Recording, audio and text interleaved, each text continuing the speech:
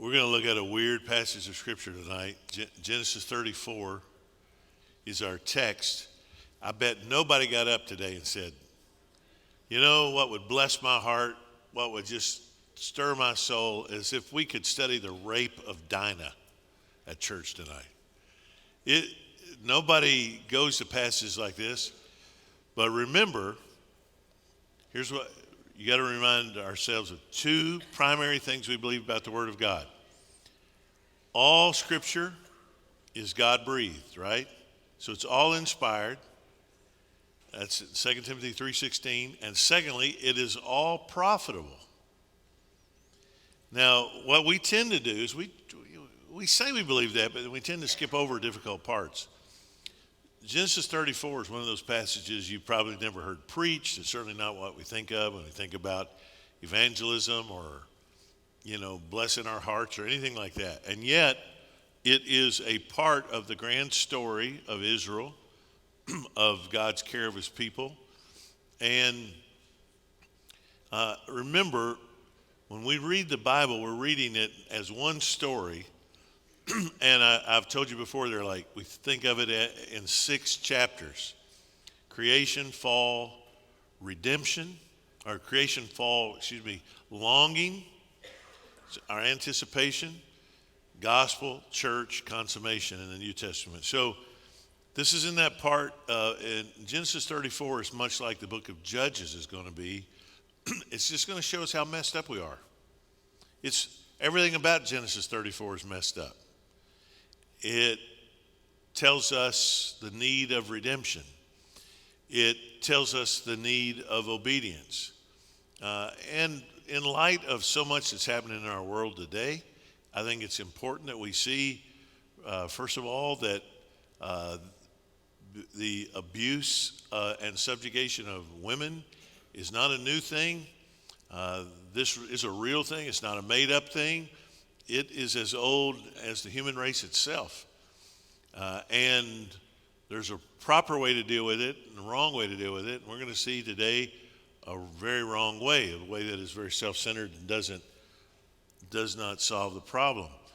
So turn to Genesis 34, and we're just going to work through this text tonight. There is a lot of clues that the author gives us. And I'm going to point out to you some. Again, we're always looking at what the author is doing. Why does he tell the story this way? So last week, I think you saw in chapter 33, the reunion of Jacob and Esau.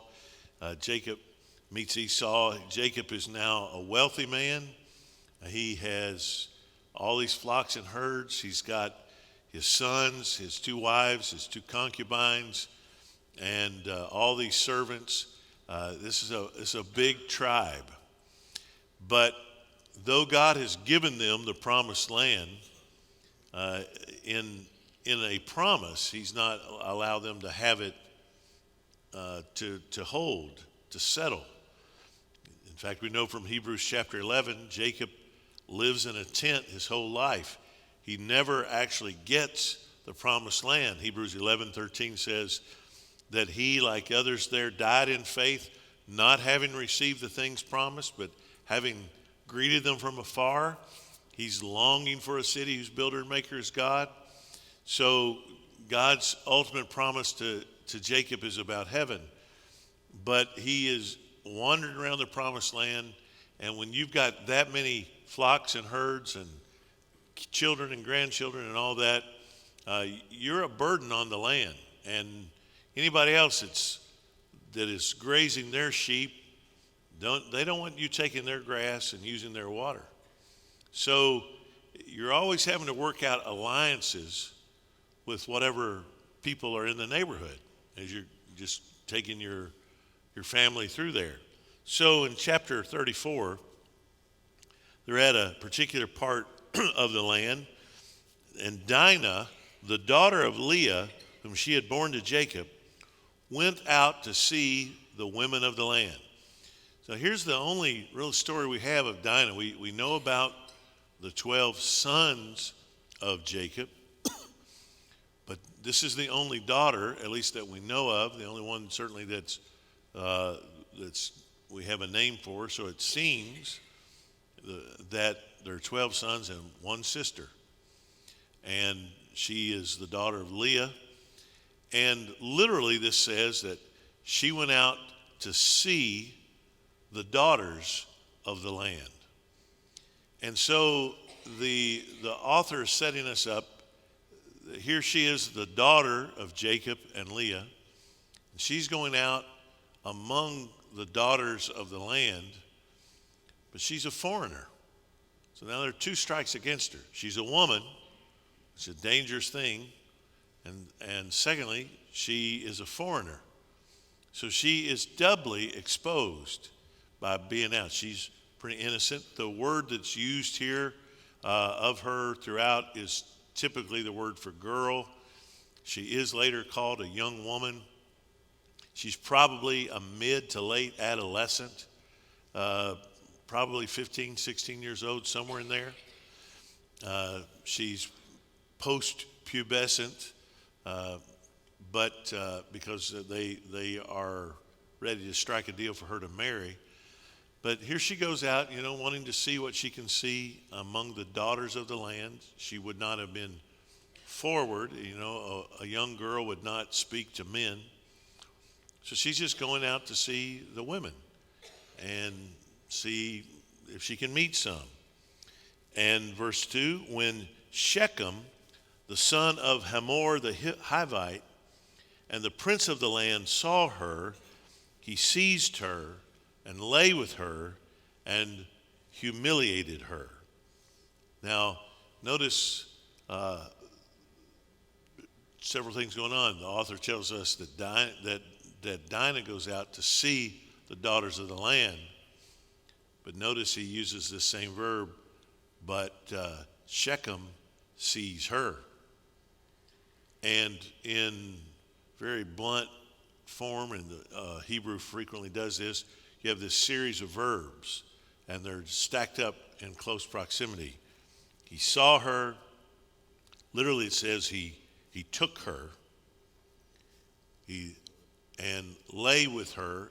In Hebrew, it's a little more brutal than that. It's not lay with her, it's he lay her. And there's a little softer way of saying it for people that would be like more consensual. But this is expressed in Hebrew in a way that indicates this is done to her.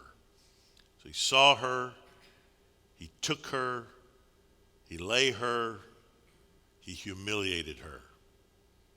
He abused her, would be another way to translate this. And if you recall later in the Old Testament, one of David's sons is going to rape his half-sister, one of David's daughters. And after he does, then he feels contempt for her. After he satisfies his lust by raping her, it says then he's disgusted by her. You have exactly the opposite here. Shechem rapes her, but now he wants her. Now there's nothing in the text that tells us his age. Later on down in a few verses, it's going to use the Hebrew word na'ar, which is the word for boy, a young man, young boy. Again, probably a teenager. So he is himself probably an adolescent, and he feels entitled. Here's a foreign girl in the land. She's out by herself. And those four verbs come into play. He sees her, he takes her, he lays her, he humiliates or abuses her. Now, though, it says that his soul was drawn to Dinah. The word for soul could also be translated his very life. It's the Hebrew word nephesh. And it was like his very life clung to her. He was drawn to her, and he wanted her. He loved the young woman and spoke tenderly to her. Well, again, you can see it's a little late for that, isn't it? He's done things backwards. He doesn't woo her and seduce her or marry her. He rapes her. Now he's drawn to her, and he tries to speak tenderly to her, to somehow make it up to her, but he wants her. So verse 4, so Shechem spoke to his father Hamor, saying, get me this girl. Literally, it's take. The same word translated seized in verse 2. He saw her, he took her, lay with her. Here he uses that same verb. He tells his father, take her for me. The author's showing us his sense of entitlement. He took her. Now he's telling his dad, take her for me, get her for me. Sounds a lot like Samson. Later in the book of Judges, will use language like this. Take me this girl for my wife. Now Jacob heard that he had defiled his daughter Dinah, but his sons were with his livestock in the field. So Jacob held his peace until they came. So Jacob gets wind of this. We're not told how, but he hears that his daughter's been raped by a local boy. He says nothing. His sons are out with the livestock. He waits till they come. And the sons of Jacob had come in from the field as soon as they heard of it. Back in verse 5. Hamor, the father of Shechem, went out to Jacob to speak with him. So here comes Shechem's dad, Hamor, to sort of make peace. And his son wants her. So he's going to try and strike a deal in which he can arrange for a marriage between their two children. The sons of Jacob had come in from the field as soon as they heard of it. And the men, that is, these sons, were indignant and very angry because he had done a scurrilous thing, an outrageous thing in Israel by lying with Jacob's daughter. This is the first time in the book of Genesis you see this phrase, in Israel. Remember, at this point, there really is no Israel other than Jacob. Jacob is Israel. God renames him Israel. And yet, here's the first time you see the region called Israel. So a scurrilous, an outrageous thing has been done in Israel. For such a thing must not be done. I'll also point out there, notice, you've got the narration of the story, and right here, this is a moral judgment put in there in the story. So you got the narrator telling the story, but then sort of steps outside of the story and says, such a thing like that should not be done in Israel. A judgment is pronounced. And verse 8, but Hamor spoke with him, saying, the soul, the nephesh of my son Shechem longs for your daughter. Please give her to him to be his wife. Notice the interesting use of this word, give. What's the verb been so far? Take, take, take. He took her.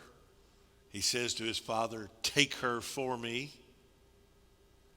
But when Hamor comes, he doesn't say, hey, I'm here to take your daughter. Well, that's already been done. Jacob's daughter's already been taken. She's already been abused. But now he's going to play nice and very hypocritically says, please give her to him to be his wife. Make marriages with us. All right, now he begins with a simple request, give her to Shechem to be his wife. But the request expands. Hey, make marriages with us. Give your daughters to us and take our daughters for yourselves. You shall dwell with us, and the land shall be open to you. Dwell and trade in it and get property in it. Now, there's a lot there I think that the author's wanting us to see. First of all, Hamor is laboring under the impression that this land is his.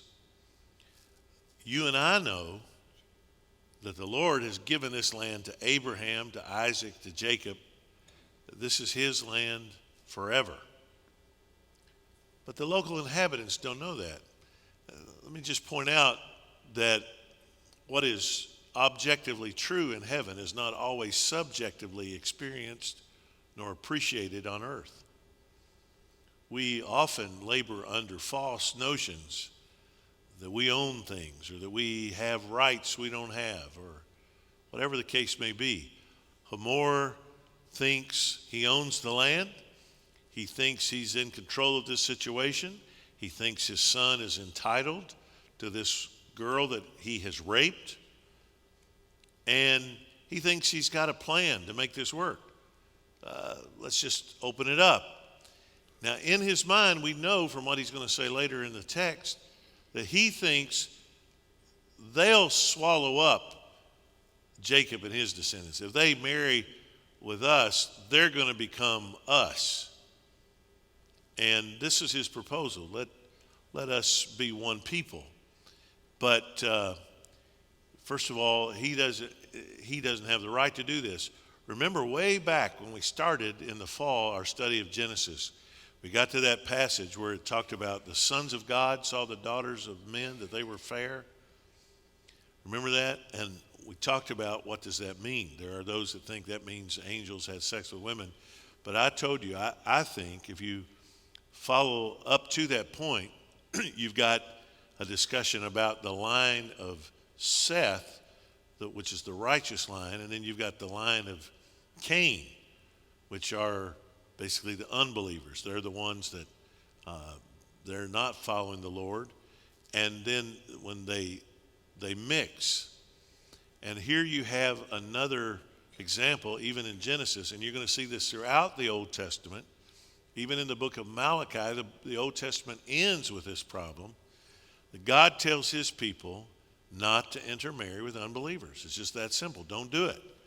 And yet it's a constant problem that God's people always want. When you intermarry, what comes with that intermarriage are the false gods.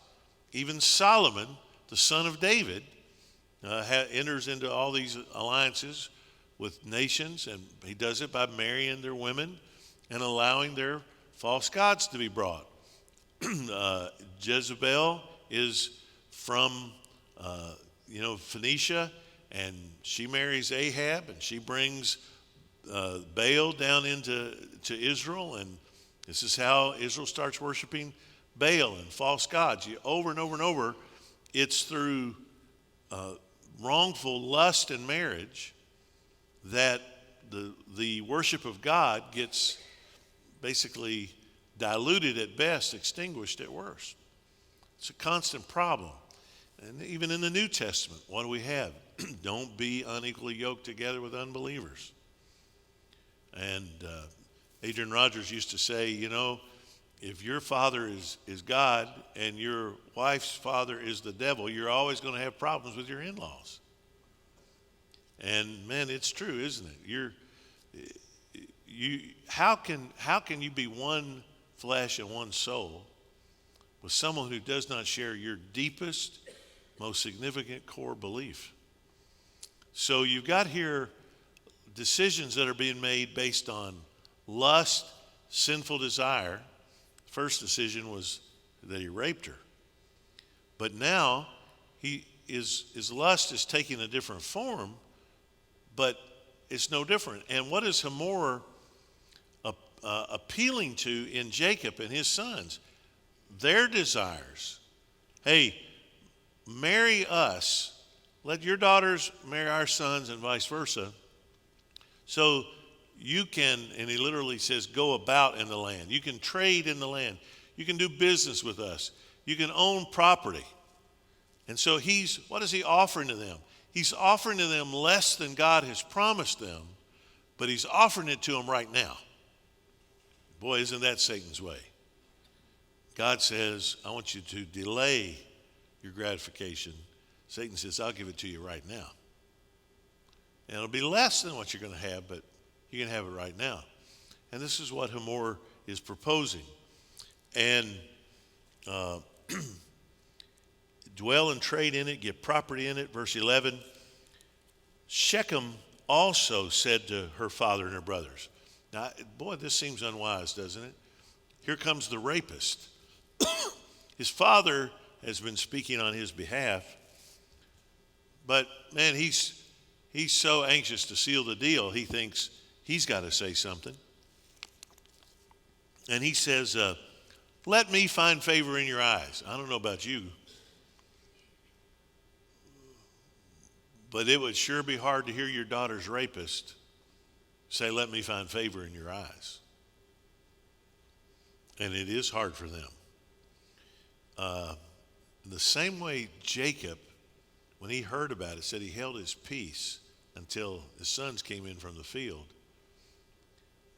Dinah's brothers are hearing all this. They're holding their peace for now too, but they're hatching a plan even as he speaks. He says, let me find favor in your eyes, and whatever you say to me, I will, now look at this verb, give. So we've seen these two verbs, take. He took her. He said to his father, take her for me. The father comes and he says, tell me what, give her to me, my son. And now he's saying, tell me what you want and I will give it. And whatever you say to me, I will give. Verse 12, ask me for as great a bride price and gift as you will, and I will give whatever you say to me. Only give me the young woman to be my wife. Here he changes the word for her. Earlier she's called a daughter or a girl. Here he changes it to a little bit, he's calling her a young woman, as though to lessen it, I think, to make it look as though, she's the marrying age and this is the right thing to do. And you see this word give just repeated. Ask me whatever you want, I'll give. Ask for me as great a bride price and gift as you will, and I will give. Now, if you know anything about Middle Eastern negotiations, nobody in the Middle East ever starts out with this offer.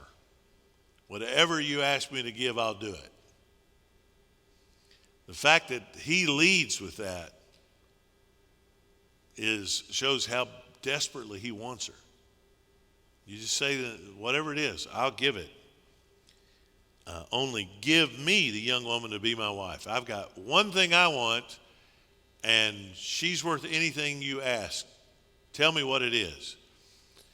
Now, the sons of Jacob could have used this as an opportunity to get whatever they wanted in any legal way, but they're angry, they're furious. In verse 13, the sons of Jacob answered Shechem and his son and his father Hamor deceitfully because he had defiled their sister Dinah. They said to him, we cannot do this thing. Now, pause right there. Here, Ben, this is a fascinating negotiation. They say, whatever you say to give, we'll give it. Just name the price. And instead of coming up with some great thing, they say, we can't do this. So they're smart enough that they're making him want it even more. Now they've got a plan. They're going to ask for something great, all right, but they ratchet up the tension. They use his desire against him.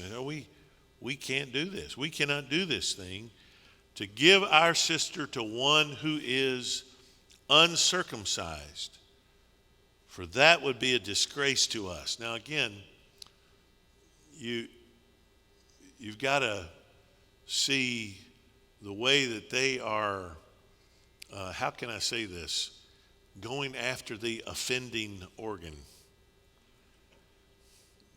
They've got a plan, all right, and they're laying it out there.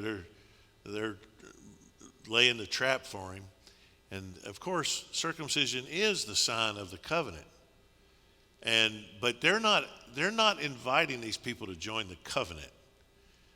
They're using his desire to get him in a compromising position. And he says that would be a disgrace to us. Only on this condition will we agree with you, that you will become as we are by every male among you being circumcised. Well, here we go once again. If you needed proof that sin is never private, here it is. We always think, man, my sin is just me. No, our sin always affects other people. You get affected by other people's sin. Somewhere back there in their town are a bunch of guys who had nothing to do with this rape, but they're about to pay a tremendous price for this guy's sin. Even if things went well, it would be a great price, wouldn't you say? I mean, these are adult men. And so the sons of Jacob say, well, we can't give her to you because you're uncircumcised. And the only way we could agree to this, if you say you want to marry our families together, well, then all of the men have to be circumcised, every male. And on that condition, we'll do it. Verse 16, then we will give our daughters to you, and we will take your daughters to ourselves, and we will dwell with you and become one people. We'll become one folk. The ultimate horizon of ethnic unification had been implied in Hamor's speech, but here they say it. Okay, let us be one people, but you're going to have to give something, and that is circumcision. Well, verse 18, verse 17, if you will not listen to us and be circumcised, then we will, here's the verb, take our daughter and we'll be gone. We'll take. Notice the use of the word daughter. It began that way in verse 1. Here the daughter of Jacob goes out to see the daughters of the land, and Shechem sees her, takes her, and humiliates her. Now they're saying, if you don't agree to be circumcised, we'll take our daughter and be gone. Notice poor Dinah. Any real care for her gets lost in this.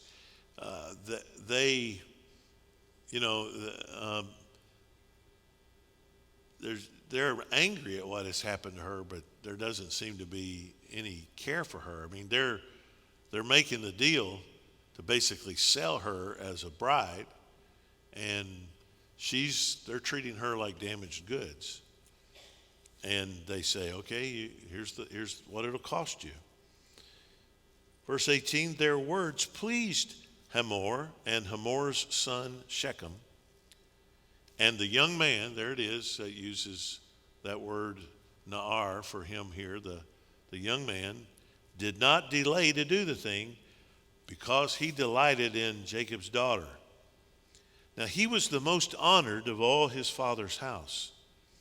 So Hamor and his son Shechem came to the gate of their city and spoke to the men of their city. Now, so remember, the gate is where business is always conducted. The elders of the city always sit in the gates. And Shechem, though he's a young man, he is highly thought of. He's the most prestigious of their family.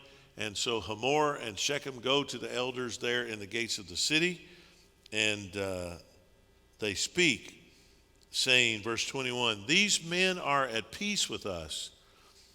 Let them dwell in the land and trade in it. For behold, the land is large enough for them. Let us take their daughters as wives, and let us give them our daughters. Only on this condition will the men agree to dwell with us to become one people, when every male among us is circumcised as they are circumcised. Now, you just got to wonder how the elders of the land are hearing this. Now, frankly, there's a video, a TED Talk called The Great Porn Experiment. And really, everybody watch it. It's not a Christian video, but this sociologist talks about what happens when men look at porn, specifically when they get addicted to it. And he talks about the male sex drive, and he uses lambs, like a ram and ewes as an example. And he says you put a ram in a field with a bunch of ewes, and he mates with them. But after a while, he's got the same ewes, and he sort of gets tired of them. If you put a new ewe in that field, what does he do? He's interested because now you've given him variety. And he talks in that about this is one of the things that drives men to pornography. This need, you and I would say it's a fleshly desire for variety and novelty. That's clearly opposite God's plan and God's desire for us. God's plan is the one flesh principle, not novelty, but growing old together. And yet men in their flesh are drawn to this novelty. And here's the pitch that Hamor makes to the elders.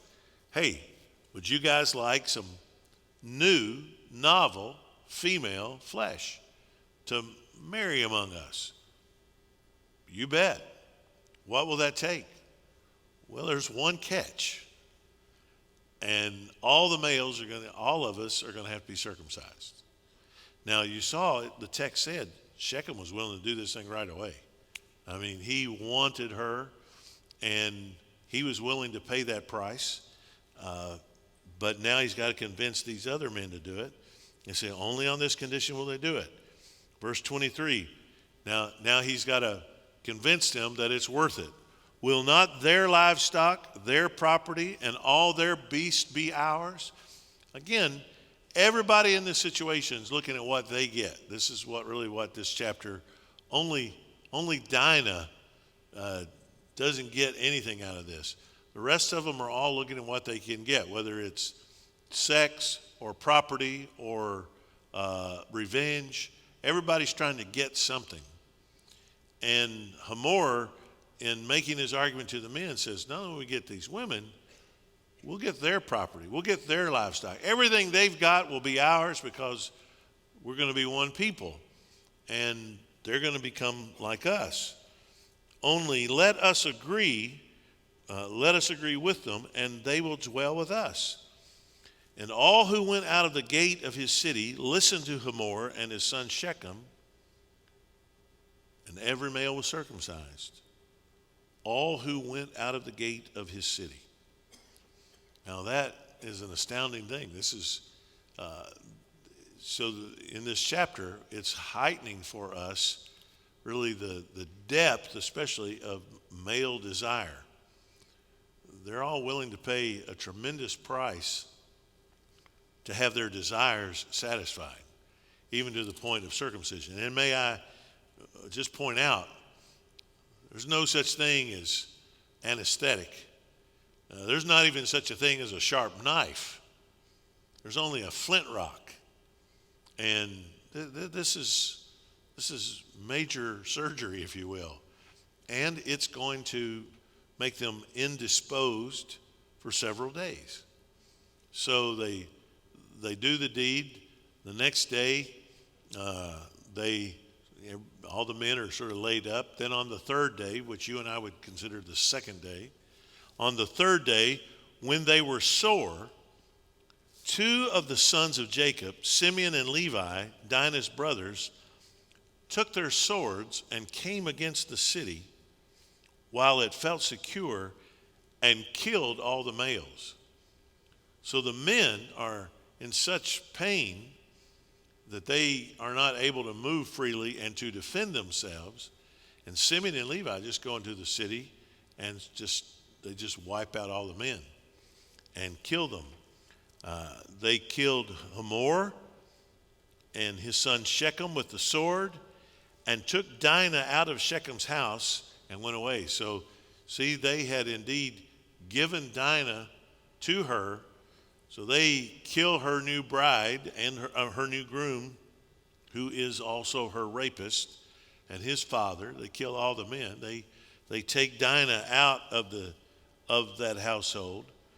Verse 27, the sons of Jacob came upon the slain and plundered the city because they had defiled their sister. Now I want you to see it.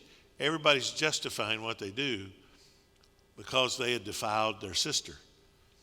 Now let's just ask, well, what's Dinah getting out of this? First of all, they kill all the men. Two of her brothers killed the men, and they said, this is revenge for our sister. Then the other brothers come, well, we didn't get revenge. We get all their stuff. And so they plunder the city because they defiled their sister. What did they take? Verse 28, they took their flocks and their herds, their donkeys, whatever was in the city and in the field, all their wealth, all their little ones and their wives, all that was in their houses, they captured and plundered. Now let me ask you this. Where's the justice in that? It's one thing to punish those that did this to Dinah, but man, now they're killing all these men who had nothing to do with it.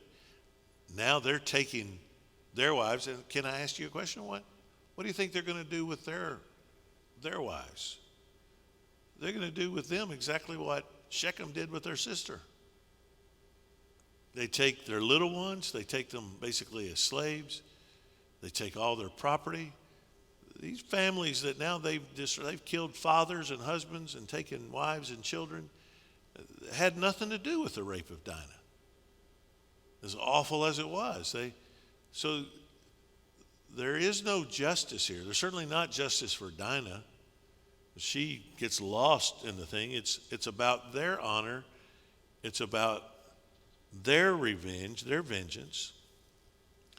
They take all the wealth, all the little ones, their wives, all that's in the houses they captured and plundered. Verse 30, then Jacob, here's the patriarch, Israel. Then Jacob said to Simeon and Levi, you have brought trouble upon me by making me stink to the inhabitants of the land.